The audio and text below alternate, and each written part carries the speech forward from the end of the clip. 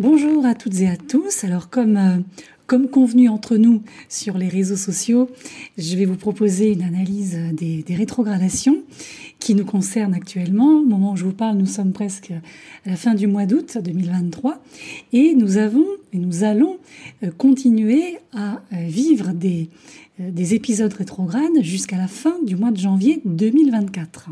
Alors j'ai voulu faire ce podcast parce que je trouvais que durant cet été, en observant ce qui se passe dans le monde, ce qui se passe dans nos vies respectives, je trouvais qu'il y avait deux cas de figure. Le premier cas de figure, c'était les événements qui se mettent en place extrêmement rapidement, de manière assez brutale, très inattendue, dans une mouvance extrêmement rapide et souvent assez tranchée. Et de l'autre côté, on est plutôt, je trouve, sur des événements ou des choses qui sont complètement figées ou complètement bloquées. Donc forcément, je suis allée voir du côté des éphémérides et en effet, là nous sommes en plein dans la saison rétrograde de nos chères planètes, de notre ciel et de l'année 2023. Et il est vrai que là nous allons sur une ligne de temps qui va, héberger 7 planètes rétrogrades. Donc Mercure, Vénus, Jupiter, Saturne, Uranus, Neptune et Pluton. J'ai l'impression de vous donner en fait toutes les planètes, sauf les luminaires, c'est un peu l'idée quand même. Alors c'est vrai que les périodes rétrogrades pour chaque planète, donc chaque énergie inhérente à la planète en question, ici sont souvent mal comprises. C'est un petit peu comme quand on fait référence, vous savez, à la maison 12, on se dit, ah là là, maison de la fatalité, des catastrophes, mais pas que, loin de là. Les rétrogradations, en fait, c'est vrai que dans la culture populaire, en tout cas, c'est tout de suite vu comme des périodes chaotiques, des périodes uniquement de ralentissement. Mais en fait, l'idée, c'est que lorsque nous traversons des rétrogradations, c'est un petit peu comme si le ciel, l'univers, vous l'appellerez comme vous voudrez, nous donne l'occasion de voir en fait ce qui ne fonctionne peut-être pas ou peut-être plus dans notre vie, et surtout que nous puissions apporter des changements en conséquence. En fait, quand une planète rétrograde, il faut essayer de considérer et d'aborder tout ce que cette planète gouverne en elle-même, et aussi voir dans quelle maison, dans quel domaine de vie ça vous concerne, d'un point de vue différent. En fait, il faut repenser, revoir, réorganiser notre réponse en fait à l'influence de chaque planète qui rétrograde. Sur un plan énergétique, en fait, plus une planète est proche de la Terre, de notre planète Terre, plus elle est susceptible en fait d'avoir un impact direct sur notre vie lorsqu'elle rétrograde. Et c'est pourquoi d'ailleurs Mercure, lorsque Mercure rétrograde, il a tendance à être le plus tristement célèbre pour causer des avaries, des problèmes techniques, des mésententes, des choses comme ça, parce que c'est la planète la plus proche de la Terre. Après, lorsqu'on a affaire à des planètes plus éloignées de nous dans le système solaire et qu'elles rétrogradent, ces planètes, comme par exemple Uranus, Neptune ou Pluton, ici on a généralement un effet ou des effets de nature beaucoup plus collectif, moins individuels. C'est pour ça qu'on les appelle d'ailleurs des planètes générationnelles plutôt que personnelles, soit dit en passant. Donc quoi qu'il en soit, les rétrogradations nous affectent différemment, évidemment. Mais comme je l'ai dit au départ, c'est vrai que, un petit peu à l'image de ce qui se passe en nous et autour de nous ces temps-ci, on peut avoir beaucoup plus d'énergie que d'habitude, par exemple. Et cette énergie peut se transformer en agitation, en dispersion, en une forme d'anxiété également, ou bien on peut se sentir beaucoup plus léthargique, on n'a pas envie de bouger, on se sent soi-même très lent. Alors certes, durant les rétrogradations, on rencontre tous des obstacles, on se retrouve face à des luttes qui sont totalement distincts les uns des autres, obstacles et luttes, mais je dirais que ce n'est pas non plus le moment de tout aborder en même temps. Encore une fois, l'énergie rétrograde, ici, elle est primordiale pour, je l'ai dit, repenser, examiner de nouveau et reconsidérer le passé récent. Donc récent, ça ne veut pas dire le passé d'il y a 2 mois, hein, c'est le passé d'il y a 2-3 ans. Et ensuite, tracer, planifier une nouvelle direction à suivre, mais sans nécessairement prendre immédiatement des mesures dans cette direction durant les périodes rétrogrades. En fait, si vous préférez, chaque planète, donc chaque énergie bien particulière, bien précise, nous demande, en tout cas nous invite de travailler sur cette mission, j'ai envie de dire, énergétique, cette mission de vie dans le domaine qui vous touche, de manière extrêmement lucide, de manière suivie. Vous voyez, et ça vous semblera plus facile à traverser que si vous, par exemple, vous l'évitiez complètement, vous l'ignorez, ça vous intéresse pas, c'est un peu plus compliqué dans ces cas-là. Et surtout, on risque de tomber plus rapidement dans cette forme de chaos que peut générer une rétrogradation. Et c'est vraiment pas le but, parce que c'est vrai que, voilà, comme ce sont généralement des rétros qui se répercutent tous les ans ou presque, le but pour évoluer dans vos vies, c'est pas non plus d'attendre que la rétro de l'année prochaine arrive pour vous remettre en fait la tête dans l'eau. Donc voyez ça plutôt comme une opportunité de croissance, d'apprentissage, même si en fonction des événements, alors non, c'est pas toujours drôle, c'est sûr, c'est pas toujours fluide, c'est pas toujours simple, mais en général, ça se produit, surtout en termes événementiels, de manière assez étonnante. C'est-à-dire que même si on a cette impression, je viens d'employer l'expression de mettre la tête dans l'eau, donc même si on a cette impression de se retrouver dans le seau durant la rétrogradation, on voit bien en sortant de la rétrogradation, au moment où l'énergie, la planète, repasse en station directe, qu'en fait, devant nous, on a une bien meilleure vue et une bien meilleure destination que ce qui nous précède. Et comme on sait que rétrogradation, ça rime avec introspection, toute l'introspection possible lors d'une rétrogradation n'est pas vaine. Encore une fois, profitez de l'occasion pour ralentir, repenser les choses comme un moyen de vous mettre sur une nouvelle voie. Et même parfois, une voie que vous n'avez peut-être pas réalisée, devoir prendre auparavant, mais qui fonctionnera peut-être bien mieux pour vous à la fin. Alors maintenant, on va regarder un petit peu rapidement quelles sont les planètes rétrogrades, quels sont les créneaux temporels et quelles sont également du coup les énergies qu'elles peuvent brasser. Mais dans tous les cas, cette planète rétrograde ont de toute façon un effet un petit peu cumulatif qui déclenche encore une fois un ralentissement de toute façon dans différents domaines de nos vies et surtout nous encourageant à regarder vers l'intérieur. Donc je vais prendre les planètes depuis la plus proche de notre Terre jusqu'à la plus éloignée. Alors donc Mercure, la première, rétrograde en Vierge entre le 23 août et le 15 septembre. Alors Mercure, vous le savez, planète de la communication, des échanges, des voyages.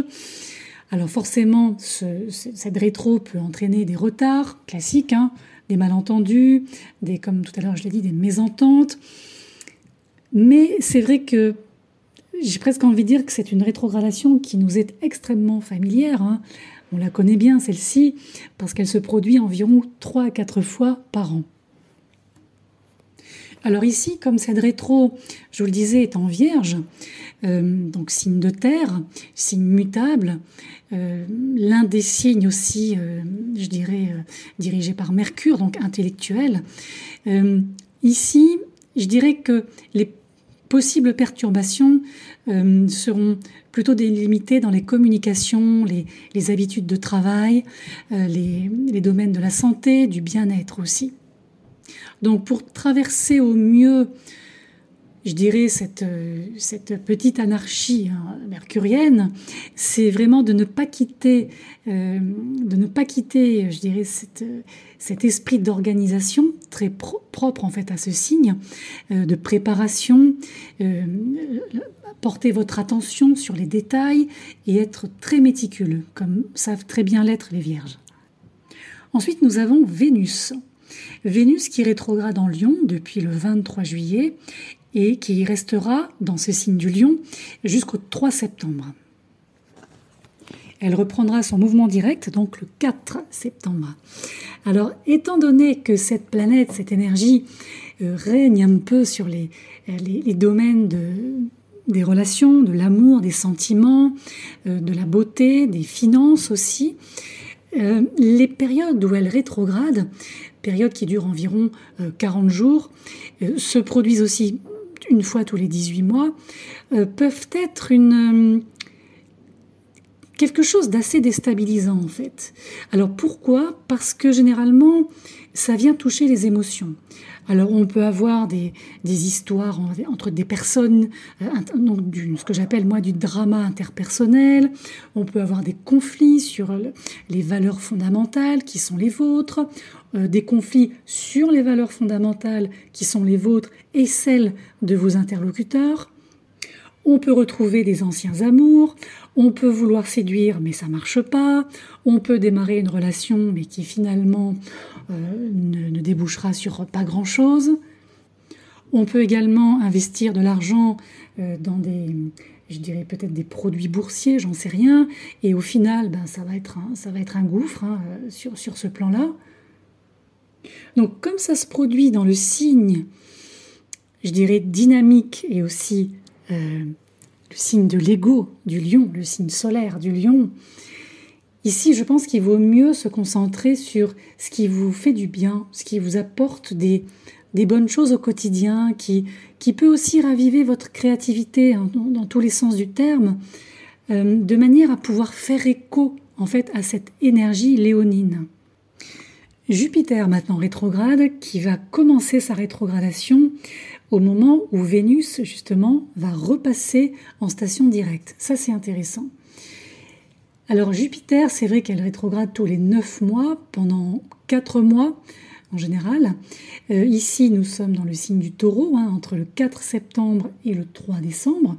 Alors, c'est vrai que c'est une planète qui est réputée pour apporter la chance, la bonne fortune. C'est aussi la planète de l'exploration, des voyages. Et c'est vrai que c'est pas forcément une rétrogradation qui nous affecte tous, bon déjà de la même manière, mais c'est pas non plus des rétros qui sont lourdes, qui sont difficiles à gérer. À moins qu'elle se retrouve à rétrograder dans une maison 12 natale, par exemple, en carré à un Pluton. Là, c'est encore autre chose. Et c'est vrai que l'intérêt, c'est que juste après la rétro de Vénus, la rétro de Jupiter, en fait, va nous permettre de réfléchir, de nous poser et de nous rendre compte que finalement, chacun à sa façon, chacun avec sa vie, chacun avec ses valeurs, chacun avec ses biens, chacun avec ses relations, chacun est quand même chanceux pour ce qu'il a. Et vraiment en particulier dans les thématiques qui sont sous-tendues par l'énergie du Taureau, donc encore une fois, les valeurs personnelles, la matérialité, ce que vous possédez, la manière dont vous aimez et dont vous êtes aimé aussi. Saturne rétrograde. Alors Saturne, l'énergie qui génère en fait des règles, disciplines, parfois des limites ou des auto-limites aussi. Alors ici, c'est une rétrogradation qui est là depuis le 17 juin et qui va se poursuivre jusqu'au 4 novembre. Alors Saturne, il faut le savoir, rétrograde chaque année. Il n'y a rien d'extraordinaire aux rétrogradations de Saturne, pendant environ 4 mois et demi, voilà, quand on regarde bien. Et c'est vrai que le transit de cette année peut sembler différent des autres parce qu'il se produit dans le signe des Poissons et pour la première fois depuis environ 30 ans. Donc, il est vrai qu'un Saturne qui rétrograde en Poissons n'aura pas du tout le même impact, vous imaginez bien, qu'un Saturne qui rétrograde dans le signe du Lion ou dans le signe du Capricorne. Alors, pour certains, cette rétrogradation pourrait déclencher un réveil ou un éveil même spirituel. Et je pense aussi que pour la plupart d'entre nous, c'est une rétro qui va nous permettre surtout et avant toute chose de définir ou de redéfinir nos limites, c'est-à-dire les barrières que l'on peut se mettre, donc les limites, le fait de ne pas vouloir aller trop loin ou plus loin. Je pense qu'il y a des choses qui doivent tomber là, vous voyez. Et au fur et à mesure que cette rétro se déploie, vous vous rendrez compte, c'est peut-être déjà fait, ou ça commence peut-être depuis juin déjà, vous allez vous rendre compte qu'il y a quand même certaines choses qui vous empêchent de réaliser vos projets, d'avancer. Alors à cela va s'ajouter la rétrogradation d'Uranus, Uranus qui est rétrograde en Taureau, entre le 28 août 2023, là je précise l'année, et le 27 janvier 2024, ce sera la dernière rétrograde en lien avec l'année 2023. Bon, il faut savoir qu'Uranus rétrograde en général quasiment la moitié d'une année, hein. Donc là aussi rien d'extraordinaire en soi.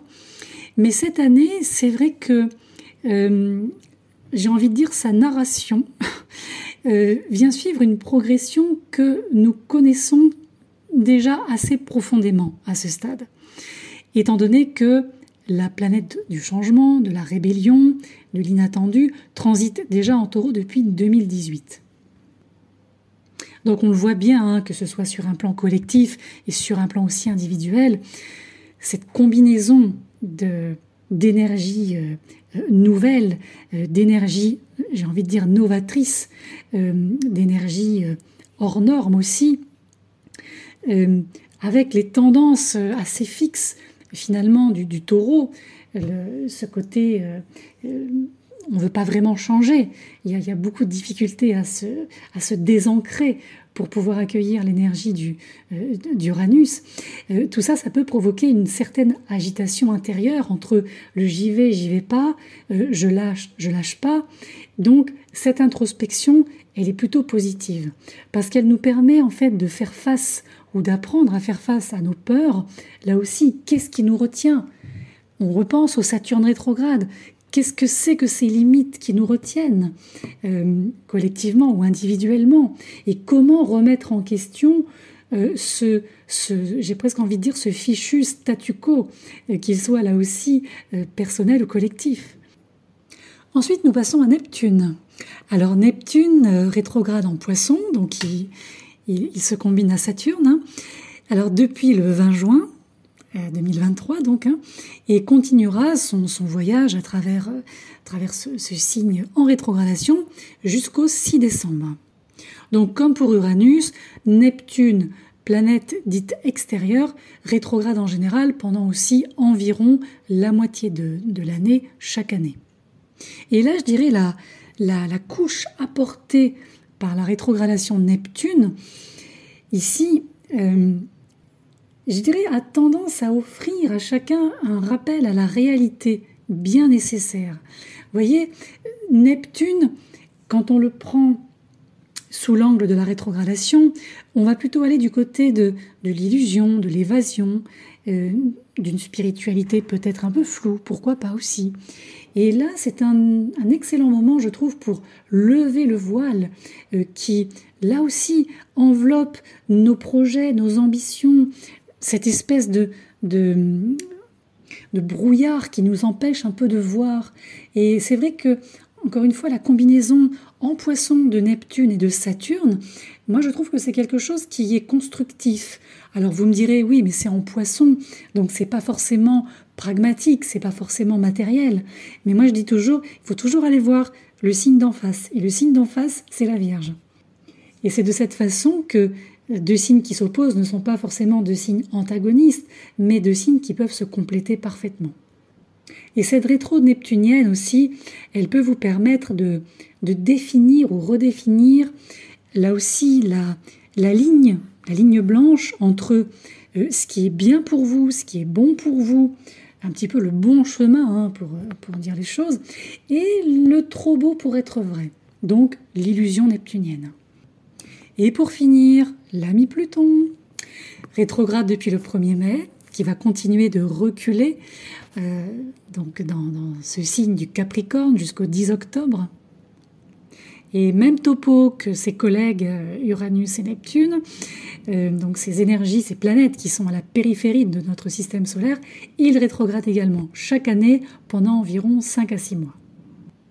Alors c'est vrai que Pluton, techniquement, c'est une planète qui a été rétrogradée, c'est le cas de le dire, au statut de planète naine. Ça ne rend pas son impact énergétique moins puissant. En fait, comme on le sait, Pluton est connu comme la planète de la transformation, de la mort, mais de la renaissance, et avec des transits qui nous poussent toujours à découvrir ce qui peut se cacher sous la surface. Alors pour nous, c'est vrai que, comme on le sait, on vit une période à la fois astrologique, astronomique et historique assez particulière, parce qu'en général, les rétrogradations de Pluton peuvent ne pas être ressenties très intensément, étant donné sa grande distance avec la Terre. Mais encore une fois, l'histoire actuelle est différente. Comme vous le savez, Pluton oscille encore un peu entre le Capricorne et le Verseau, signe qu'il n'a pas abordé depuis 1798 quand même, et ensuite il va passer entièrement et définitivement en Verseau à la fin de 2024. Donc vous voyez, ça va mettre fin, ça va clôturer véritablement un chapitre, c'est même un gros chapitre, de près de 20 ans de Pluton en Capricorne, et on va commencer un nouveau, je dirais, pour moi c'est même plus un chapitre, c'est carrément un nouveau livre, dans le signe d'air fixe qu'est le Verseau, et changeant la nuance, la couleur de notre ambiance, d'abord collective. Alors de fait ici, on fait tous déjà, puisqu'au moment où je vous parle, nous sommes déjà dans la rétrogradation, nous faisons tous l'expérience du coup d'une dernière salve plutonienne en Capricorne pour le reste de notre vie à chacun. Après c'est terminé, promis. Et en fait, quand on prend les choses un peu largement, par rapport à ce que porte le Capricorne comme thématique, c'est vrai que c'est un temps intéressant pour réfléchir à ce que les systèmes, les institutions au sens large capricorniennes ont pu avoir comme impact sur nous. Que ce soit sur le plan collectif, bon, on l'a vu, je ne vais pas revenir sur tout ce que j'ai déjà dit sur d'autres podcasts, mais même sur le plan individuel. La façon dont on gère le pouvoir, la façon dont on gère le système en général, la façon dont on s'incline, on accepte je dirais la structure, la notion de structure ou pas. Voir aussi de quelle façon tout ce côté capricornien a pu exercer comme pouvoir inutile et comment nous pourrions prendre en fait maintenant les dernières mesures nécessaires pour les transformer de l'intérieur, déjà pour chacun d'entre nous, ou bien pour nous en séparer définitivement, tout comme sur le plan collectif. Alors, comme vous le savez, l'important pour chacun, c'est de voir dans quelle maison en fait se produit une rétrogradation. Donc, quel domaine de votre vie nécessite le plus d'attention, mais aussi parce que l'énergie de la planète en question, la planète impliquée, sera de toute façon différente pour chacun, encore une fois. Par exemple, si Mercure rétrograde dans votre 9e maison natale, évidemment, c'est peut-être pas le bon moment pour envisager ou faire un grand voyage à l'autre bout de la planète. Si Vénus rétrograde dans votre 5e ou votre 7e maison natale, c'est vrai que c'est peut-être pas non plus le bon moment de commencer à initier une relation avec quelqu'un de totalement nouveau. Ce que vous pouvez également regarder, c'est si vous avez au natal des planètes déjà rétrogrades. Par exemple, si vous avez déjà Mercure en rétrogradation natale, il est vrai que ces transits actuels peuvent renforcer la rétrogradation et ce qu'elle génère. Donc le travail peut être un peu plus conséquent et un peu plus costaud, j'avoue. Alors moi je dirais, pour conclure, que vu les combinaisons énergétiques ici de chaque planète, mises en commun, un petit peu comme un pot commun si vous préférez, l'idée, c'est vraiment de casser les mauvaises habitudes. Et comme je l'ai dit tout à l'heure plusieurs fois, je sais, je me répète un peu, mais c'est vraiment la thématique principale, le véritable fil rouge, hein, si vous voulez. Vraiment, je pense que la bonne façon, je dirais pas la meilleure, parce que c'est peut-être pas ça, mais la bonne façon, la façon idéale de faire bon usage d'une saison, parce que c'est véritablement une saison rétrograde, particulièrement forte, comme on le voit, c'est d'identifier et de vous concentrer sur les habitudes dont vous avez hérité de votre passé et que peut-être vous souhaiteriez briser vous-même. Vous voyez, comme ces choses qui tournent en rond, les situations qui tournent en rond, les relations qui tournent en rond. Vous voyez? Là, vous avez tout le temps de réfléchir à tout ça. Alors, pas de manifester pour le moment ce que vous voulez dans la matière, mais par contre, encore une fois, d'essayer d'avoir de votre côté une vision plus définie et affinée de ce que vous voulez vraiment. C'est un peu comme paradoxalement une accalmie cosmique, cette occasion de faire une pause, de réfléchir et de commencer à mettre en œuvre pour la suite les changements de comportement. Il est vraiment question de comportement aussi, d'attitude dans les directions que vous allez prendre. Et il faut que ce soit durable, puisqu'ici, encore une fois, nous avons une combinaison entre des énergies dites personnelles, comme Mercure, Vénus et Jupiter, mais aussi, on a aussi affaire à des énergies beaucoup plus collectives, comme Saturne, Uranus, Neptune, Pluton.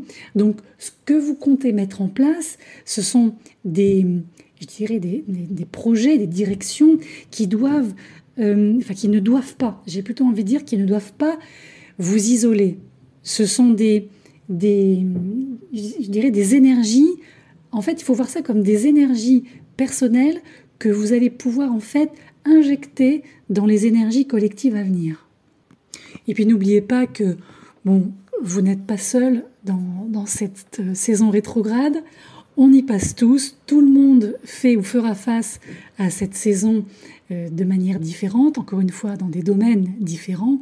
Donc c'est vrai qu'on nous demande d'avoir un peu de patience et au final, toutes ces planètes repartiront de l'avant, repasseront en direction directe. Donc il n'y a pas d'inquiétude à avoir, mais c'est vrai que l'expression qui vient, c'est un gros chantier quand même. On est sur un gros chantier et c'est pas anodin quand on voit encore une fois la fin du transit de Pluton en Capricorne, ces deux énergies combinées, Neptune et Uranus en Poisson, Uranus qui vient secouer la fixité du Taureau. Donc il faut surtout pas envisager ça comme une punition ou comme une période où tout va mal se passer. Non, c'est pas ça. Si vous avez bien compris les indications que je vous donne, on n'est pas, à moins qu'on le veuille, à moins qu'on on se mette à procrastiner, qu'on ne veuille pas vraiment voir les choses en face et qu'on se dise, comme tout à l'heure je vous l'ai évoqué, on verra bien l'année prochaine.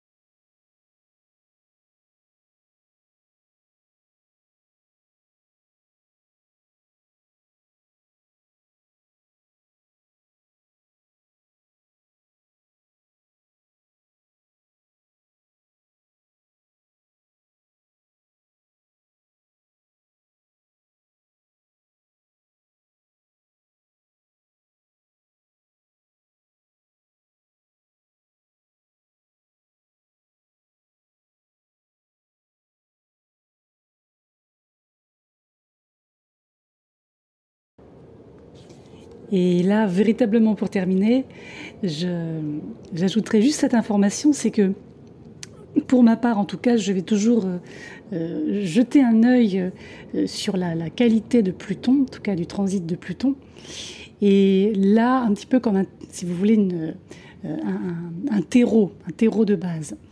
Et il est vrai qu'avec ce dernier transit en Capricorne, actuellement, qui aura des répercussions en fin d'année prochaine, en fin 2024, puisque la toute dernière incursion de Pluton en Capricorne aura lieu l'année prochaine, entre le début du mois de septembre 24 et la mi-novembre environ. Voilà, donc c'est vrai qu'on va aussi l'an prochain se retrouver dans... Alors, pas tout à fait le même système de rétrogradation, puisque l'année prochaine, à la même période, concernant Pluton, nous aurons essentiellement les rétrogradations des transsaturniennes, donc Saturne, Uranus, Neptune, Pluton. Jupiter va venir rétrograder, va commencer à rétrograder autour du 10 octobre 2024. Donc, disons qu'il aura un pied dans cette rétro générale, globale, mais voilà, il n'aura pas les deux. En tout cas, donc l'an prochain, on aura plus affaire à une sorte ça va se chevaucher l'an prochain. Et on peut donc voir que, en fait, chaque année, par le biais des transsaturniennes en rétrogradation, ça nous apporte aussi soit des thématiques particulières, soit une atmosphère particulière, disons rehaussée par les rétros ou pas au même moment d'énergie plus rapide. Comme là, c'est le cas cette année en 2023, notamment Vénus. Donc c'est ainsi que notre évolution à la fois collective et individuelle doit passer par les périodes rétrogrades. Parce qu'en fait, c'est non pas en regardant en arrière, mais finalement, comme j'ai expliqué au début, en faisant le bilan, en tirant des conclusions de ce que nous avons vécu chacun, que, en fait, on peut avancer, tout simplement. Et en fonction aussi du fait de ne pas vouloir, par exemple, reproduire les mêmes erreurs, de ne pas vouloir continuer à vivre dans un système qui ne nous convient plus. Alors quand je dis système, c'est pas au sens collectif, c'est au sens individuel. Et c'est pourquoi tout à l'heure je vous disais, même si chacun d'entre nous vit les périodes rétrogrades différemment de son voisin, de son conjoint, de ses enfants, de je ne sais qui, dans tous les cas, au final, qu'on le veuille ou non, j'ai envie de dire, ça nous permet de faire un grand pas en avant. Et ça, on s'en rend compte souvent l'année qui suit. Voilà, donc moi je vous souhaite en tout cas de vivre une période rétrograde la plus constructive possible, en tout cas la plus, même introspective, mais constructive dans l'introspection, c'est pas incompatible. Et puis, comme on dit, de trouver votre chemin, de trouver ou retrouver votre voie. Voilà, en tout cas, je vous dis à très vite pour un nouveau podcast et d'ici là, portez-vous bien.